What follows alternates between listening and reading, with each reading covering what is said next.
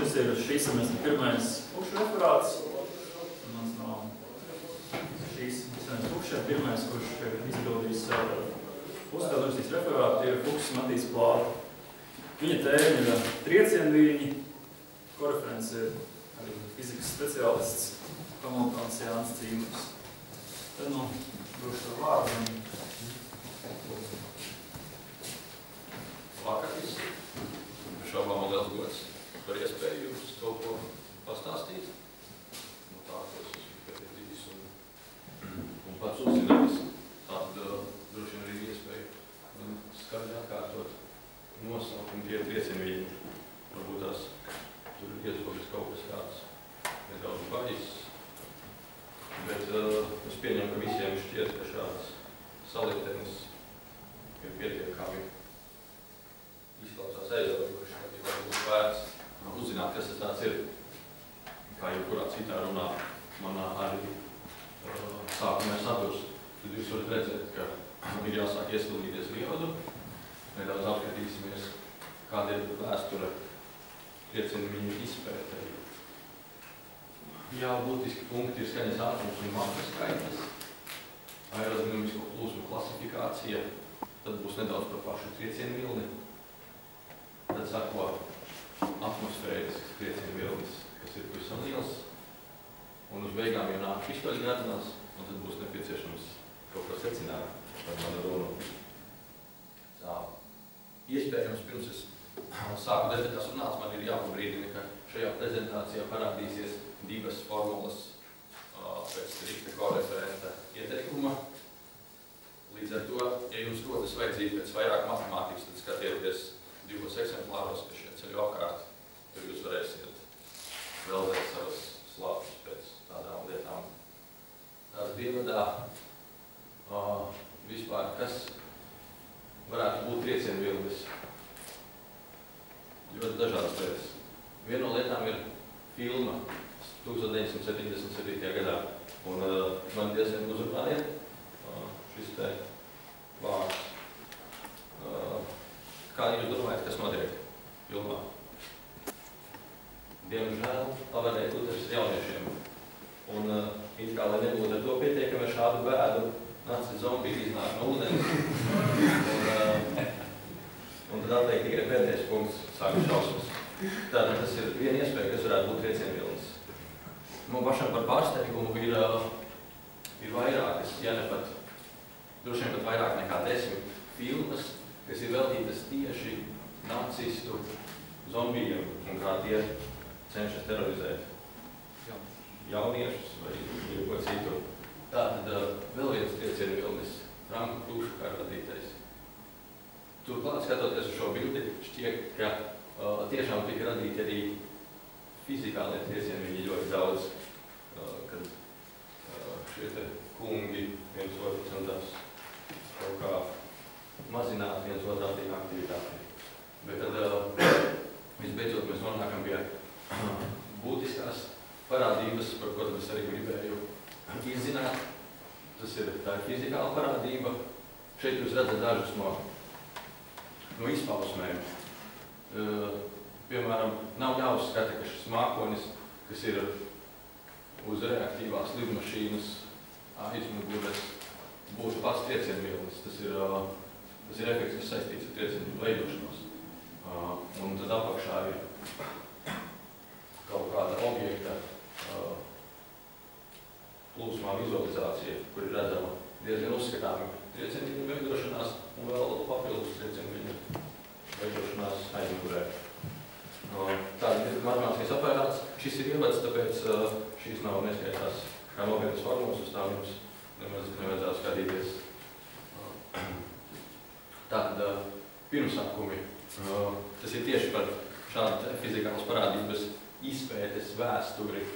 Pirmie zinātniskie raksti parādās 1780. un 90. gados 19. gadsimta sākumā. Un tātad parādās vairāki kungi, kuri dod savu ieguldījumu izpētē.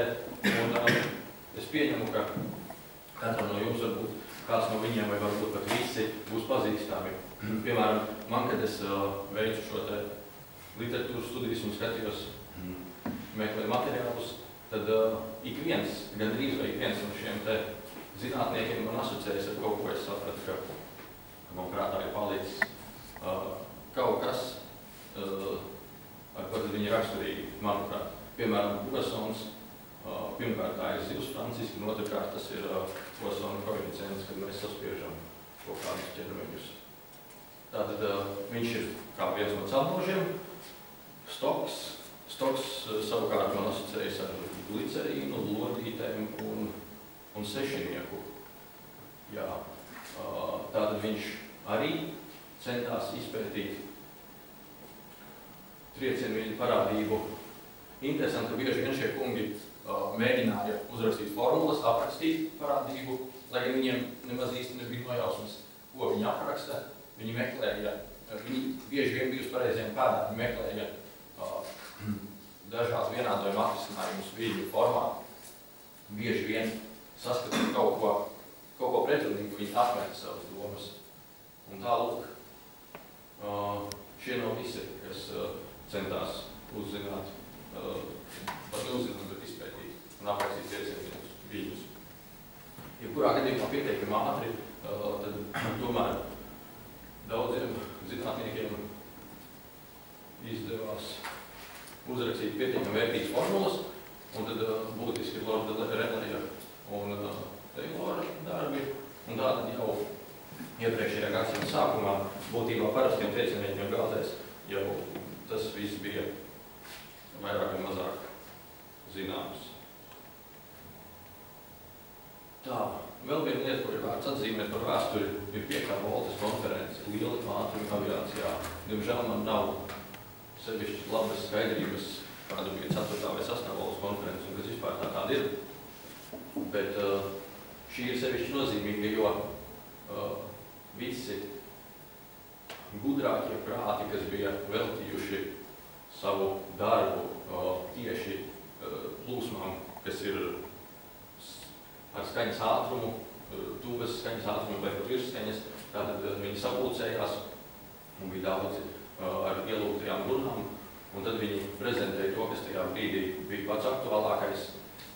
Bet tātad, es neesmu minējis, tas notika 1935. gadā, un tad vēl nebija nemaz īsti, bija pastāvēja atšķirīgi uzskati, vai vispār ir iespējams pārsniegt skaņas ātrumu ar kaut kādām cilvēku radītām līdaparātiem. Bet, kā jūs nojaušat, tad visi šie bija pārliecināti par, un viņi prezentēja savus rezultātus. Ja runā par triecienviļņiem, svarīgi pieminēt Ernstu Maku. Manuprāt, nav vērts dot kādus gadskaitļus vai ko tamlīdzīgu. Šāds skaitlis bija, un viņš pats gan nesauca nekad šo parādību par triecienviļņiem, bet viņa vārdā ir nosaukt gan Maka skaitlis, gan arī Maka atstarošanās, kas ir triecienviļņu atstarošanās. Tad viņš ir devis pietiekami lielu ieguldījumu, lai nonāktu uz paspārnes. Nepieciešami paši elementārākie pamatiedzieni par skaņu, nenonāk līdz triecienviļņiem. Tātad skaņa, es pieņemu, ka visi to zina. Nezinu, tad šim slaidam ir īpaši nozīme. Tie ir mehāniski garavīņi. Tas nozīmē, ka svārstības notiek viļņu izplatīšanās virzienā. Tās rodas no spiedienu svārstībām. Tie var izplatīties jebkur, kur ir matētiņas pieņem. Es nezinu, kā ir ar plazmu, varbūt tās, bet vismaz gāzēs, šķidrās un cietās vielās tie noteikti var izplatīties.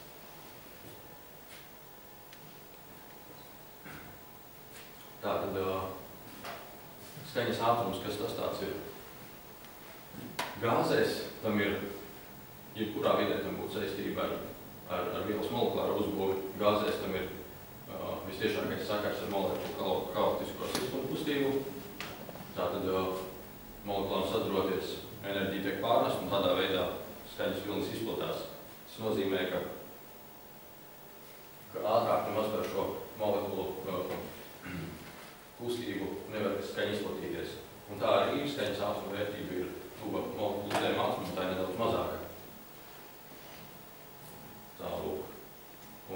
šaubām ir iespējams uzrakstīt pietiekami precīzas sakarības, lai tad arī precīzi aprēķinātu skaņas ātrumu.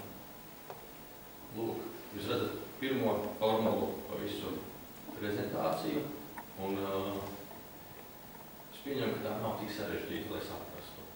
Tā ir divu fizikā lieluma attiecība ļoti nozīmīga aerodinamisku plūsmu raksturošanai. To ieviesa 1929. gadā Šveices zinātnieks. Tas nemaz nebija Maks, jā, tas bija dots Makam par godu, Maks droši vien jau bija viņa savulē. Un tad mēs redzam, mums ir kaut kāda plūsma, un ja mēs izdalām šo te plūsmas ātruma moduli ar skaņas ātrumu šajā vidē, mēs iegūstam Maks skaitli, ko tad ir raksturot plūsmu. Šeit ir viens piemērs. Uz grafikiem man nebija dots nekāds ierobežojums, līdz ar to es atļaujos neskaitīt, cik man grafiki prezentācijā. Šis ir pretestības koeficienta atkarības un Maka skaitļa grafiks. Mēs redzam ļoti skaistu līkni. Tā ir konstanta līdz pat kritiskai vērtībai, kad sāk briesmīgi augt un sasniedz maksimumu pie Maka skaitļa 1.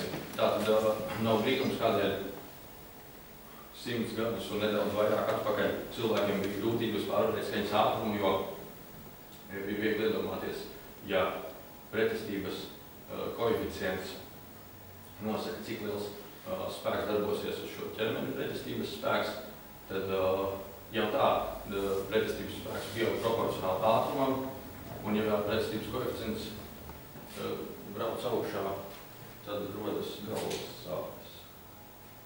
Bet izdevās.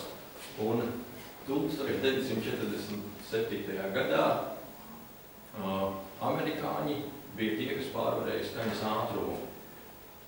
Cik noprotu, tad trīs galvenās personības bija inženieris, kurš izgudroja lidmašīnu, tad kāds mecenāts vai kam piederēja lidmašīnu rūpniecību vai uzņēmums, un pats lidotājs. Tad tie ir tie, kas droši vien nokļuva laikrakstu pirmajā vākā. Un šādi izskatās tā lidmašīna. Visticamāk, ka tā nav optimāla, lai daudz lidotu virsmas ātrumu, bet tas izdevās. Un kad jau skaņas barjera tika pārvarēta, tad pēc tam vairs nebija nekāda problēma ar virsmas lidojumiem, jo bija jau gūta pieredze un bija iespējams optimizēt. Tātad, lūk, vēl turpinot par Maka skaitli, mēs varam aplūkot Maka skaitli vienā konkrētā punktā un skatīties, kāda tam ir vērtība. Ja Maka skaitlis būs mazāks par 1, tad būs zemskaņas ātrums. Ja Maka skaitlis ir vienāds ar 1, tad plūsma kustas ar skaņas ātrumu, un Maka skaitlis esot lielākam par 1, ir iegūts virsskaņas ātrums. Tas šķiet, ka nav sevišķi sarežģīti. Bet vēl viena pieeja ir skatīties, aplūkot Maka skaitli visā apgabalā, definīcijas apgabalā. Un tātad, ja ikvienā apgabala punktā Maka skaitlis mazāks par 1, tad tas ir zemskaņas ātrums. Bet šī brīdī jau parādās tādas kā sarežģītākas detaļas, jo, ja Maka skaitlis ir mazāks par 1 tālu prom no ķermeņa, tas nenozīmē, ka tas būs, ka plūsma būs zemskaņas.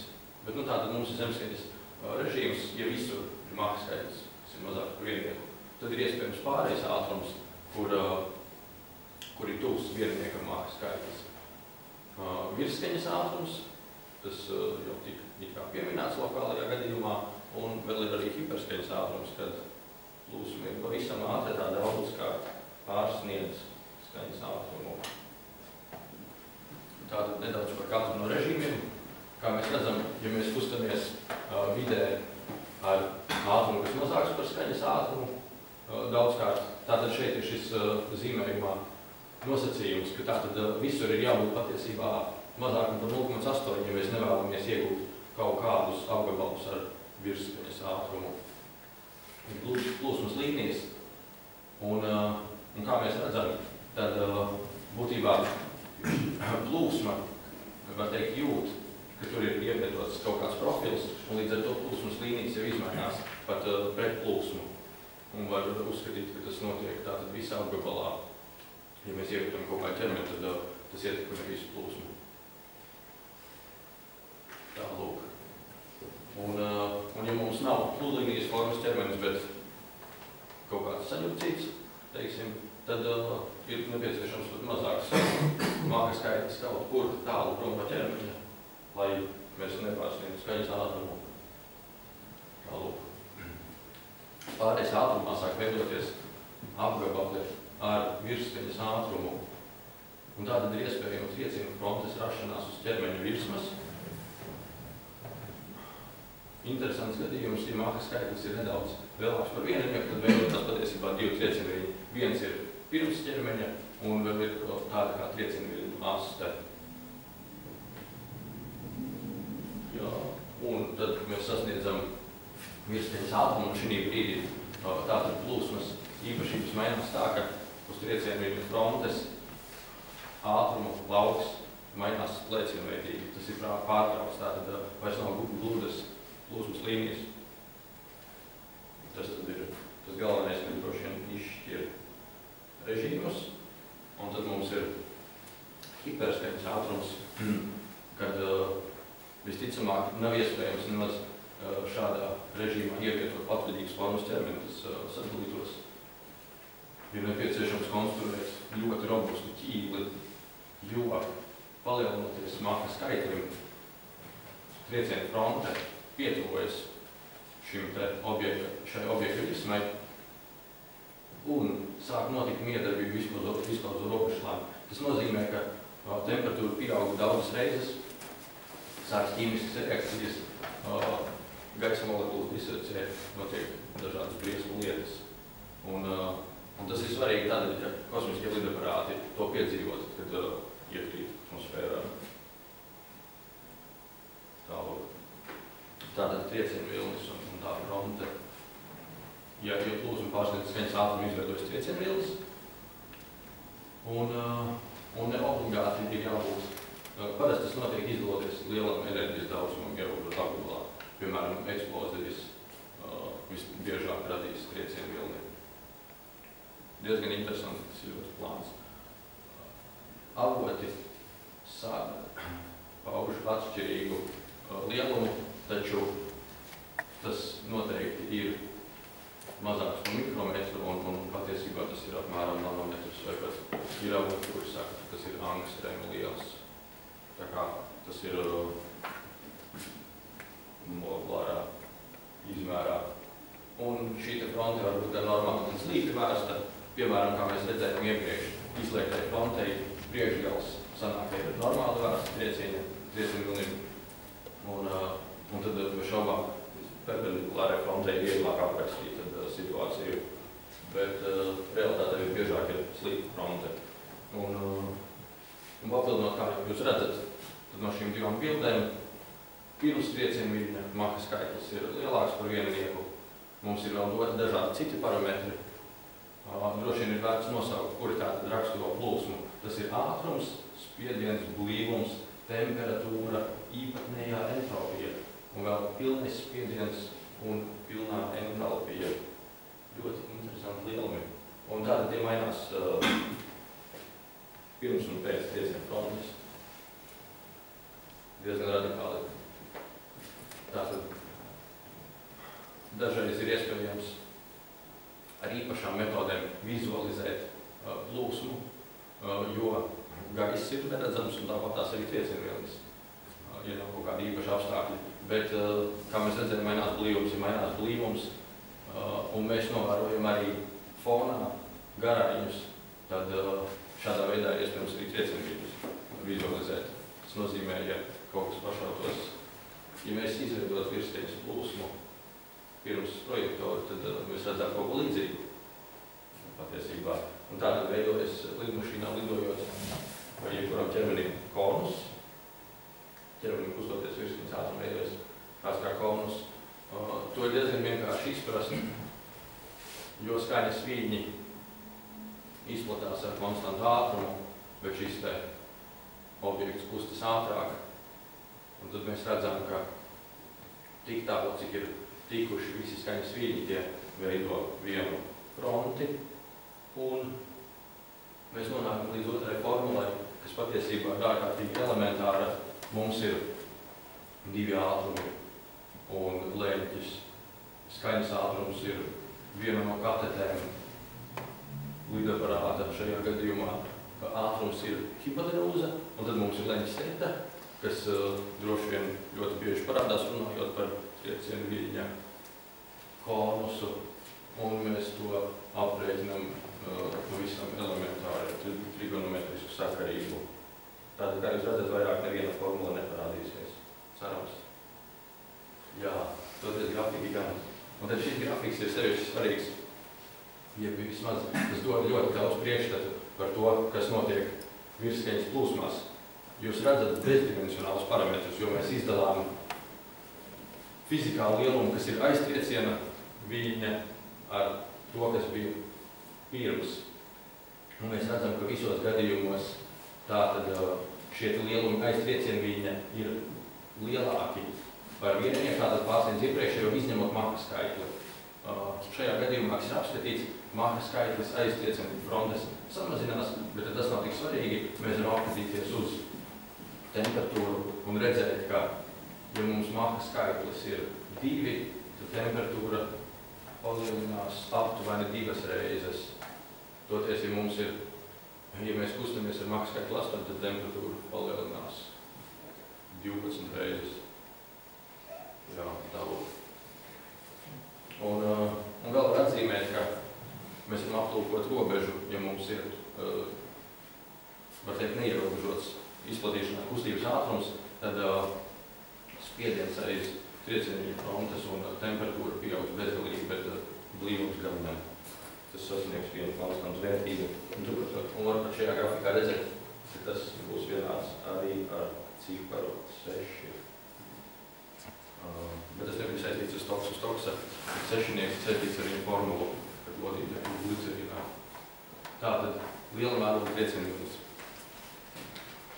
Jā, tādi arī ir iespējami,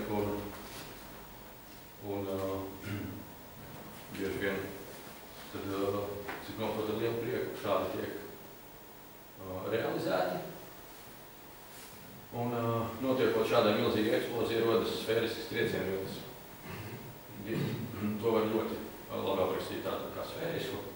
Un noteiktos apstākļos, tad mēs to redzam apakšdaļā. Mēs redzam, ka dūmi jau izplatās, vai tās ir liesmas kaut kā pašas par sevi, bet tas, ka augšdaļa ir glūda, tas nozīmē, ka tas ir triecienu viļņas. Un tātad šī kodola dūmu trimdītā bija droši vien viena no pirmajām, un tāds izskatījās. Tiek uzņemts laiks, jāpiezīmē, ka tiek uzņemts laiks no uzspridzināšanas. Mēs redzam mērogu, tas viss mums noderēs nākamajā slaidā. Jo tātad, kungs, ko iepriekš minēju, piedāvāja formulu. Tātad teorētisku formulu liela mēroga triecienu viļņim, kā šīs te lielās sfēras rādījus sakrībā ar laika, tad mēs varētu sasaistīt enerģiju ar attīstību laikā. Jā, un Teilors piedāvāja savu formulu un veica dažādus aprēķinus. Un šo es prezentēju tādēļ, ka formula, lai noteiktu liela, milzīga kodolsprādziena ir kāda cita, kas izplatās atmosfērā dinamiku, šo te formulu var iegūt pāris rindiņās, un to, manuprāt, var iegūt jebkurš. Tātad vienkāršots modelis, tas ir apakšā augšdaļā pats Teilors.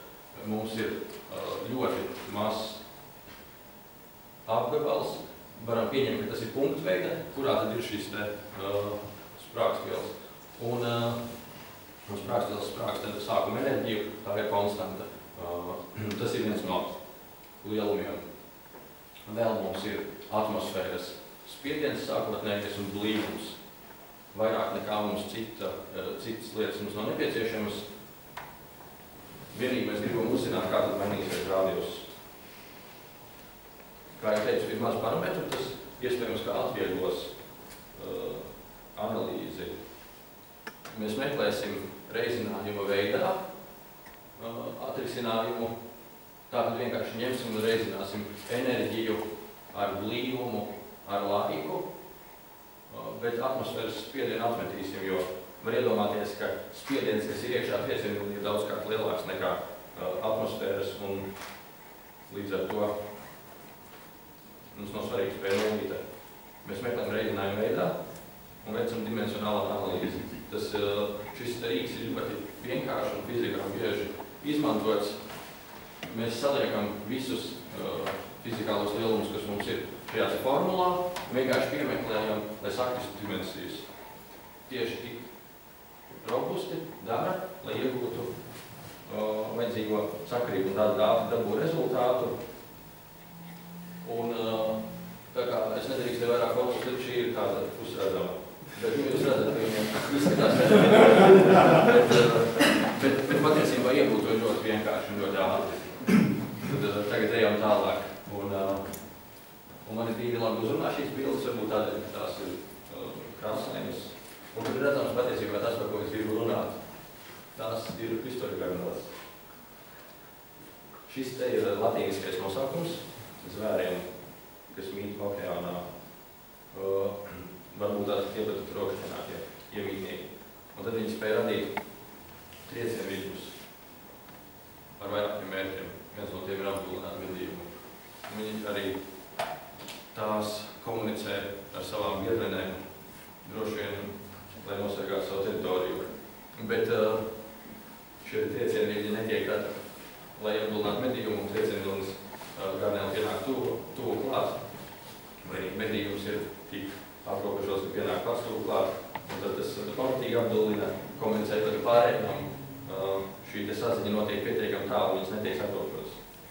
Viņas ļoti tādas ir tādas iedotības pēc savām māsām. Mitinās subtropiskos seklos ūdenās. Un šeit ir izmēri. Tātad jūs redzat aptuveni 5 cm pieaudzis indivīds, bet spīles lielums ir 60% no pašas. Tātad šādi izskatās pistoļgarnele ar vienu milzīgu spīli. Un tātad ļoti interesants ir mehānisms, kādā veidā tiek radīts triecienvilnis. Daudz tika uzskatīts, ka tas notiek prasti aizcērtot spīli, un ūdens tiek iesvārstīts, un tad rodas kaut kāda perturbācija. Taču tomēr tā nav. Patiesībā ir krietni vien interesantāk. Notiek tas, ko es centīšos izskaidrot šeit.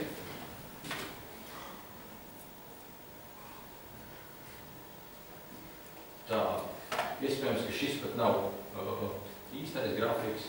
Jebkurā gadījumā aizcērtoties spīlei, ūdens tiek izšķirāks. Es varbūt atgriezīšos un parādīšu tātad spīle aizcērtas.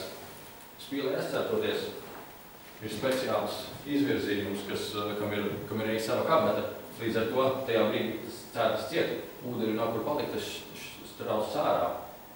Tas vēl nebūtu nekas, ja vienīgi šīs plūsmas ātrums tik liels, ka samazinās spiediens, samazinās ūdens spiediens, un tas kļūst mazāks par tvaiku spiedienu ūdenī. Līdz ar to mazi gāzes burbulīšu aizmetņi var izaugt, palielināties, taču tas nevar turpināties ilgi, jo tam triecienam, protams, kad nav devas spēks. Līdz ar to, kad šis burbulis ir izaudzis, cik viņš ir, pēkšņi spiediens atkal ir parastais, un tas uzsprāgs.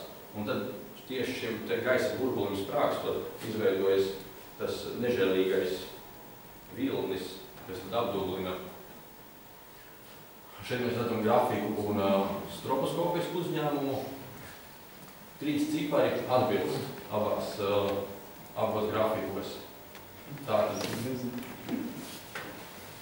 vispirms, ja mēs skatāmies uz ciparu 1, nekas vēl nenotiek, spīle ir vaļā, un garnēli tikai gatavojas izdarīt savu gājienu. Mēs redzam, ejot no kreisās puses uz labo un augšu uz leju, šeit stroboskopisku attēlu sērijā, ka spīle aizcērtas, tā aizcērtas līdz punktam 2, kad ir pavisam neliels spiediena pieaugums. Tātad šis ir tas neievērojamais. Spīle ir aizcirtusies, un pēc tam nāk mazu gaisa burbulīšu sērija, kas pieaug vienā brīdī punktā 3 uzsprāgst. Un tajā brīdī mēs redzam, ka ir ārkārtīgi liels pīķis spiediena grafikā, un tas pēc briezu grābus. Tātad esmu nonācis jau pie secinājumiem, ka ir iegūts aptuvens priekšstats par triecienīļiem, pieņemu. Daži no interesantākiem aspektiem ir aplūkoti. Es domāju, ka historija gadījumos noteikti ir tāds. Un, ja kādam patīk cipari un rēķināt arī lielu mērogu triecieni, mums varētu patikt. Un vēl ir daži tādi vienkārši secinājumi. Triecieni pārējot ļoti ātri. Tas ir diezgan subjektīvi, bet priekš cilvēkiem tā ir. Tie vēl redzami gaisā. Un tātad klausītājiem tas iespēja kvalitīvi spriest par pamatiedzieniem triecienību. Un tad tas varētu būt aizmetnis inovatīvai biznesa ideja cēvs. Paldies! Paldies Matīsam par diezgan vērājumu stāstījumu. Pirms pievērsies jautājumiem, es lūkšu izteikties koreferenti Jānis Zimuru. Tas, ko es no savas puses varu teikt, ka izlasot šo darbu no rīta, saprotu, ka darbs ir ieguldīts un arī prezentācija liecina par to, ka tas nav tāds ķepaļāk uzstādīts darbiņš. Lūdzu, Jāni. Tā, tad es sākumā pastāstīšu par to, ko es izlasīju. Izlasīju, lasīt bija, kā jau fizikas darbu, nu tā, jau jāizzinās formulās. Tas nav tāds viegli lasām viela piekdienas vakaram. Ja paskatās, teiksim, par pašu darbu, kas tur ir izdarīts, tad atsaucas jau vien norāda uz kaut ko iespējīgi 16 atsaucas, no kurā neviena nav interneta resursi. Visi ir žurnāli vai grāmatas.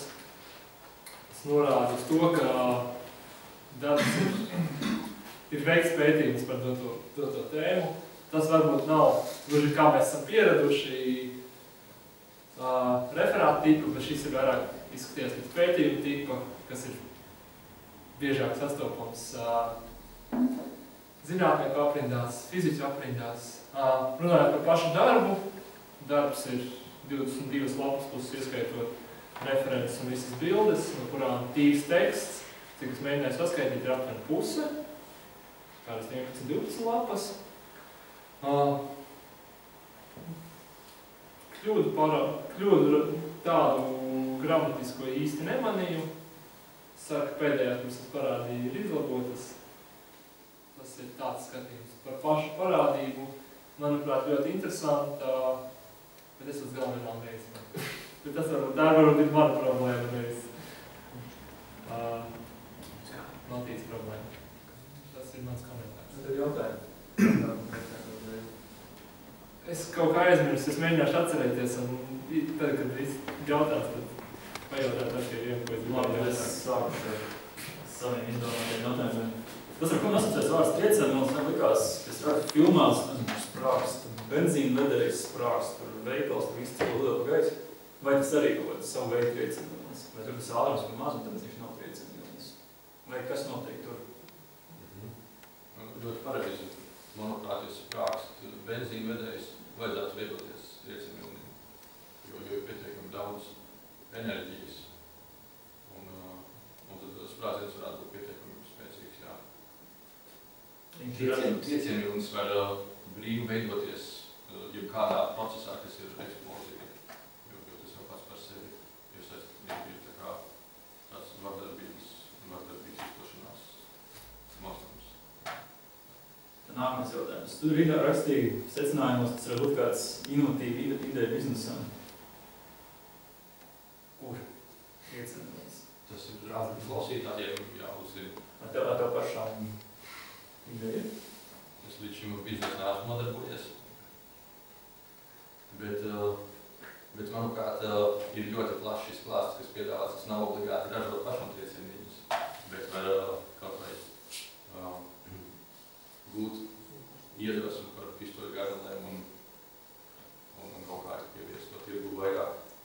tomēr nezināju par šādu būtņu eksistenci pirms rakstīju referātu.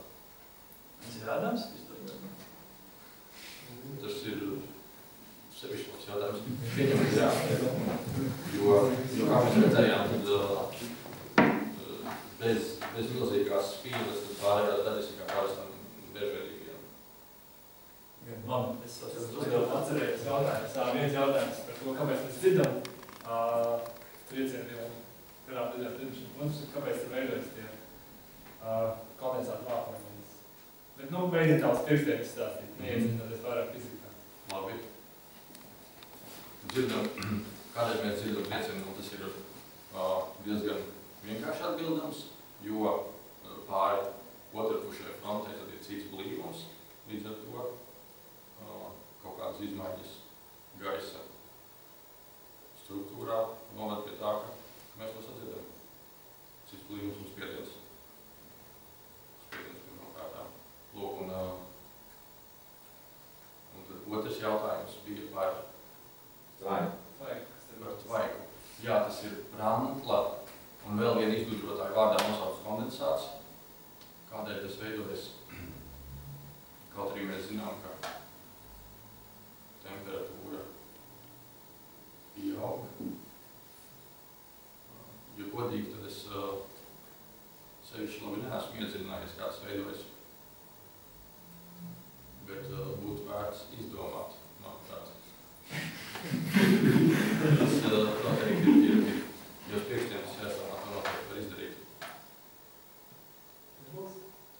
Uzreiz ne. Tas, kā es to interpretētu, vai jūs zināt, kā mākoņi rodas? Gaisa ceļas uz augšu un gaisa strauji izplašās. Šeit ir uz triecienu fronts notiek kaut ļoti līdzīgs. Kā pareizi blīvums samazināt. Jā, blīvums palielinās. Blīvums palielinās. Aizvērt pirms. Aizvērt. Palielinās. Tad ir, protams, interesants jautājums. Jā. Tad es nevaru izskaidrot. Ir vēl jautājumi? Jā.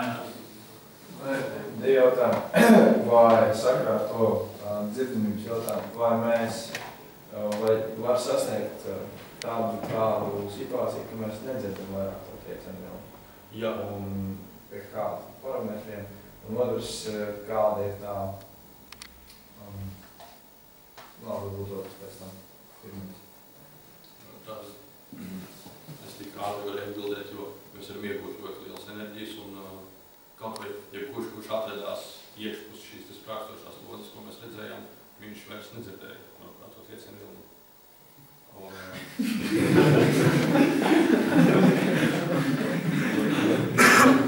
Vai viņš dzirdēja vai nē. Bet tā kā parasti mums ir viens triecienu vilnis, kas pašām līdz garām, tad es teiktu, ka tam nav nekāda īpaša frekvence un līdz ar to es nedomāju, ka tas ir iespējams palielināt, piemēram, tā enerģiju vienā brīdī to nedzirdēt.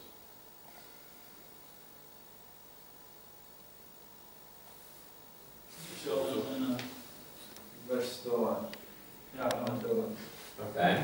Un jautājums ir tāds, parādīja sesto slaidu, bet neko nepastāstīt. Tu varētu lūdzu uzšķirt un izstāstīt, kas tur bija. Jā, protams.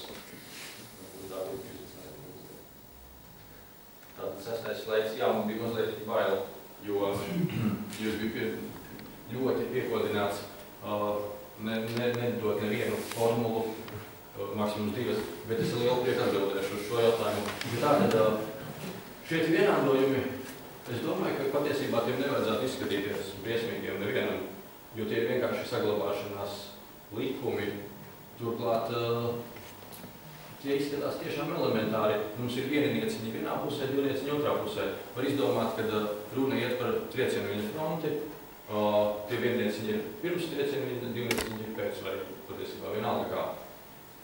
Un pirmais ir masas saglabāšanās likums. Mēs šo likumu varam izvest uzreiz gandrīz vai. Otrais ir impulsa saglabāšanās likums.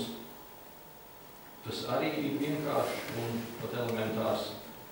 Trešais ir Enerģijas saglabāšanās likums, tur mēs atpazīstam slaveno dinamiskā spiediena komponenti U kvadrātā dalīts ar 2 un tā tālāk. Un tad mums nāk vēl 2 sakarības, kas ir termodinamiskas, jo uzrakstot tikai 3 saglabāšanās likumus, mums nepietiek vienādojums, nepietiekams vienādojums skaits, mums ir tikai 3 vienādojumi, 4 nezinājumi, mums ir blīvums, ātrums, entalpija un spiediens.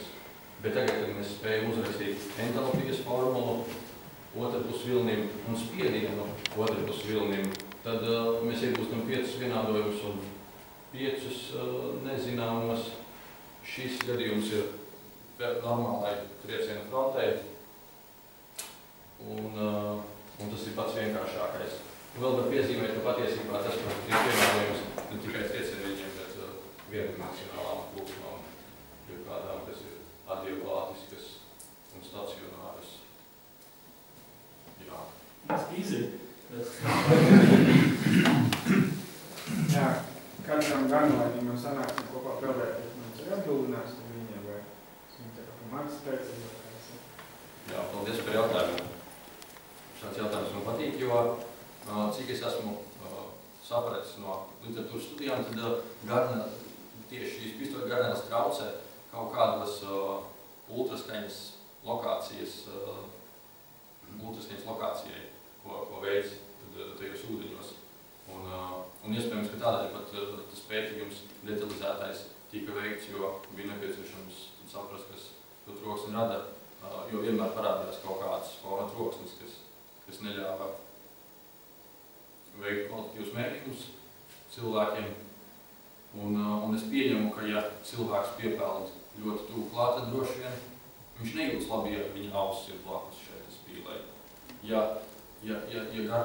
pistoļu garnēle spēja apdulvināt citas garnēles, jo viņa medī parastas garnēles, tad es pieņemu, ka jā, tas būs jūtams. Ausī noteikti tad būtu zāles, nē. Nē.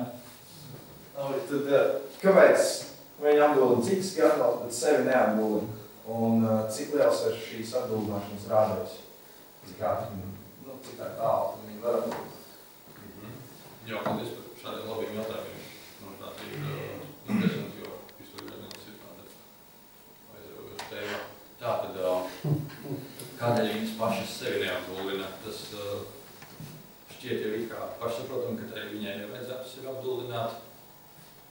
Mēs varbūt varam aiziet atpakaļ pie šiem zvēriem un apskatīties viņiem tieši uz formu. Jā, rakstā, ko es pētīju, vai kādā citā bija izskaidrots detalizētāk, kādēļ, manuprāt, pat izskaidrots ar šīm ķermeņa daļām, kādēļ viņi sevi netraumē. Bet es pieņemu, tas ir tādēļ, ka spīle aizcērtas, spīle pavērsta vienā virzienā, plūsma ir vērsta projām, un viņai pašai no tā nav nekāda bojājuma. Un cik lielā rādījusā? Rādījus ir samērā neliels. Tie ir kādi, tas ir ar kārtu centimetri, 10 centimetru. Ja šis te medījums ir pavisam tuvu kādu 5-10 centimetru attālumā, tas tiks atdullināts. Ar nedaudz lielāku attālumu, tad viņas cīnās. Jā, lūdzu. Arī šodien, pirms 2 stundām praktiski arī iepazinos ar šīm garnēlēm.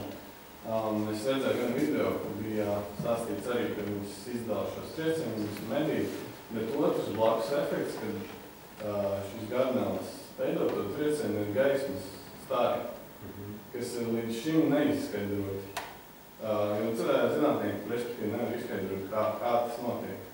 Ir teorijas, bet nav apstiprinājumi, kaut gan šo triecienu vilni var izveidot diezgan vienkārši laboratorijās. Vai tu esi arī par šo pētījumu iepazinies un vari komentēt par to? Jā, paldies. Es pieņemu, ka šeit kaut kāda tīmekļa traucējuma dēļ nebūs iespējas skatīties filmiņas. Jebkurā gadījumā to var kāds interesants pēc tam pats apskatīt. neskatīties.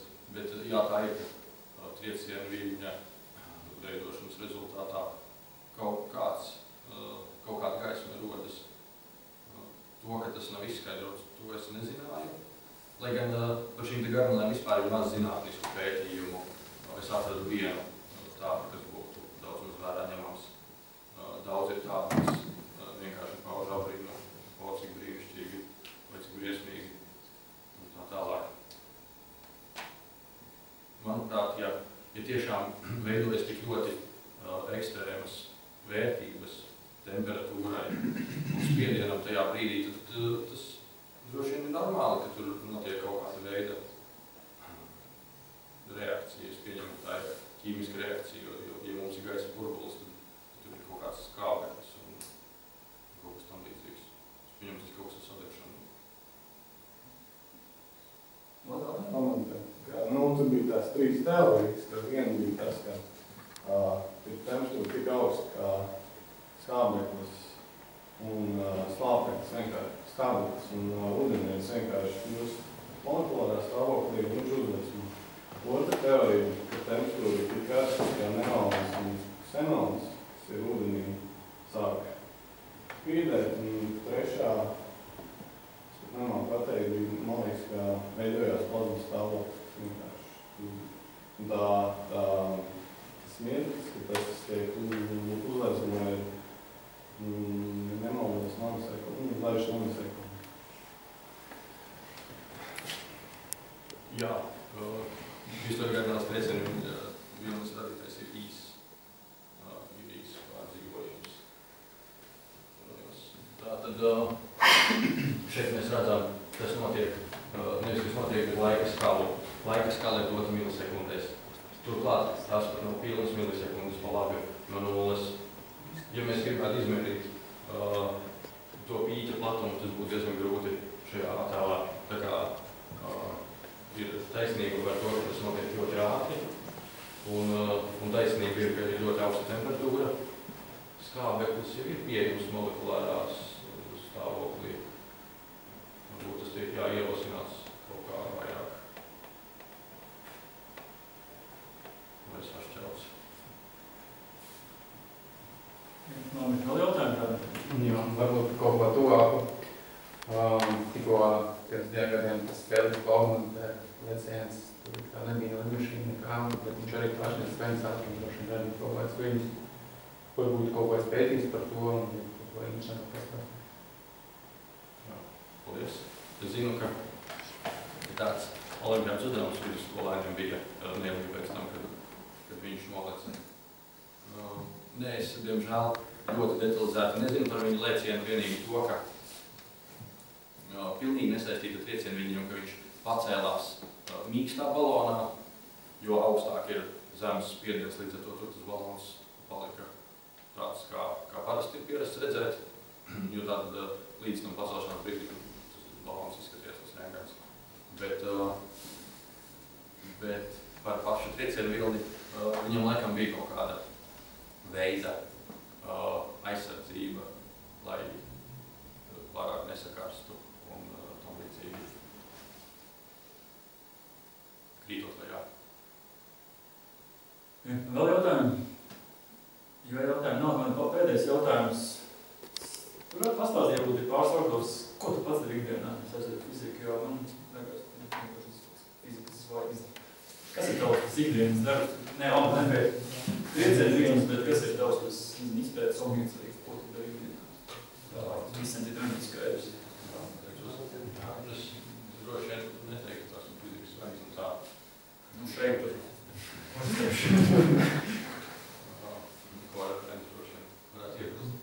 Jebkurā gadījumā tas, ko es daru, ir veicu datormodelēšanu, jo priekš industriāla procesa.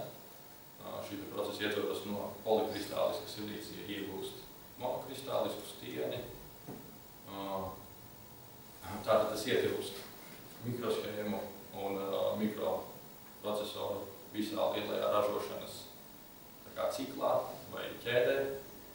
Šī ķēde ir ārkārtīgi gara, un tad kristāla izaudzēšanas process ir tikai maza daļiņa, bet tā ir pietiekami nozīmīga, jo kristāliem ir jābūt ļoti tīriem, lai tos varētu pēc tam izmantot mikroshēmās. Un tā tad jau nav, neskatoties uz to, ka pēc tam tie tiek sazāģēti un vēl kas ar tiem darīts, ir nepieciešams izaudzēt pilnīgi ideālu monokristālu, un prasības pēc tīrības ar vien pieaug. Un arī pieaug vajadzība pēc ar vien lielāku diametru kristāliem, jo tad ir iespējams iegūt lielāku diametra plāksnes un samazināt izmaksas. Tālāk līdz ar to šie te rūpnieciskie procesi nepārtraukti jāattīsta, un tas ir ļoti pieprasīta lieta mācēt izaudzēt labu kristālus. Un tā kā tas ir dārgi un sarežģīti veikt eksperimentus, tad ir nepieciešams veikt modelēšanu un skatīties, kā tad viņi augtu, ja mēs pamainītu parametrus vai kaut ko tam līdzīgu.